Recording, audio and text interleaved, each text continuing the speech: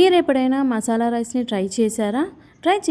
చేయకపోతే ఈ వీడియోని మాత్రం అస్సలు మిస్ కాకండి. స్పైసీగా, సూపర్ టేస్టీగా ఉంటుంది.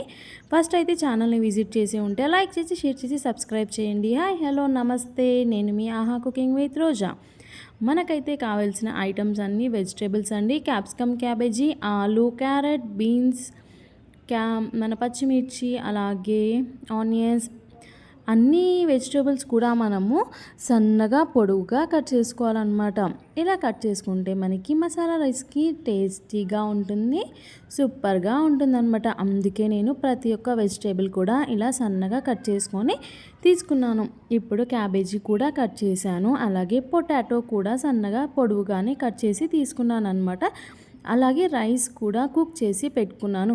ఒకవేళ కుక్ చేసిన రైస్ కాకుండా మార్నింగ్ మిగిలిపోయిన రైస్ అయినా, నైట్ మిగిలిపోయిన రైస్ ఉన్నా సరే కానీ ఇలా మసాలా రైస్ని మనం చేసుకోవచ్చు అనమాట.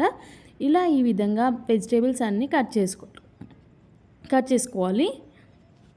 మసాలా రైస్ కోసం ప్యాన్ పెట్టి తగినంత ఆయిల్ అయితే వేసేసుకొని ఆయిల్ హీట్ ఎక్కిన తర్వాత 1 టేబుల్ స్పూన్ సాజీరా, అలాగే పొడుగా కట్ చేసుకున్న పచ్చిమిర్చి, క్యాప్సికమ్ ఇవి కొంచెం ఫ్రై అయిన తర్వాత దీంట్లో సన్నగా కట్ చేసుకున్న ఆనియన్స్ కూడా వేసుకొని వీటిని ఒకసారి మనం మిక్స్ చేసేసుకోవాలన్నమాట.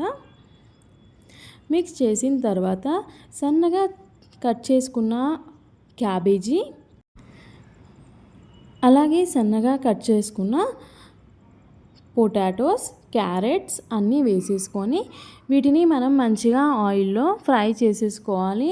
ఒక 5 నుంచి 8 నిమిషాల పాటు ఈ వెజ్జీస్ అనేటివి మనకి ఆయిల్లో మంచిగా ఫ్రై అవుతాయి అన్నమాట. 1 టేబుల్ స్పూన్ అల్లం వెల్లుల్లి పేస్ట్ కూడా యాడ్ చేసేసుకొని వీటిని మంచిగా మిక్స్ చేసేసుకోవాలి. సూపర్ టేస్టీగా ఉంటుంది, కలర్ఫుల్గా కూడా ఉంటుంది. అలాగే ఇలా వేసిన తర్వాత మనం మూత పెట్టి వీటిని మంచిగా మగ్గించుకోవాలి. ఒక 5 మినిట్స్ తర్వాత మూత తీసి చూస్తే మనకి వెజ్జీస్ అనేవి మంచిగా ఫ్రై అవుతాయి అన్నమాట. ఇప్పుడు మనం కుక్ చేసుకున్న రైస్ కూడా ఇప్పుడు యాడ్ చేసేసుకోవాలి.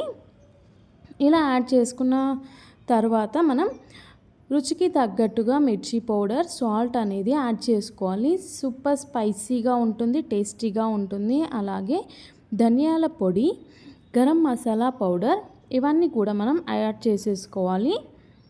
యాడ్ చేసుకున్న తర్వాత ఒకసారి అంతా మిక్స్ చేసేసుకుంటే మనకి ఈ విధంగా రైస్ అయితే వస్తుంది. లో ఫ్లేమ్లో 5 నిమిషాల పాటు కుక్ చేసేసుకుంటే మనకి మసాలా రైస్ అనేది రెడీ అయిపోతుంది. కొత్తిమీరతో గార్నిష్ చేసేసుకుంటే రెడీ టు సర్వ్ అండి. మీకు నా వీడియో నచ్చినట్టయితే లైక్, షేర్, సబ్స్క్రైబ్.